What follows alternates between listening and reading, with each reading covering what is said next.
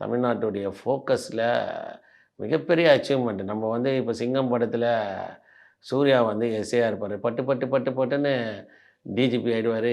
எல்லாமே அவர் கண்ட்ரோல்ல வந்துரும். ஏரோப்ளேன் வந்துரும். எல்லாமே பண்ணுவாங்க.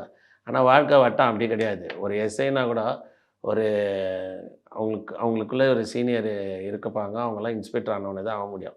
ஒரு ஏட்டையாவே 17 வருஷம் கழிச்சு தான் எஸ்எஸ்ஐயா ஆக முடியும்.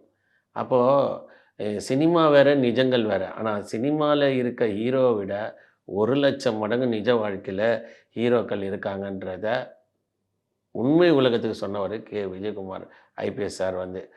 என்னன்னா இளைஞர்களுக்கு ரோல் மாடலா அவரு வந்திருக்காரு. என்ன கேட்டீங்கன்னா, 2004ல வீரப்பன அந்த கேங்கே டெமாலிஷ் பண்ண சார் தான்.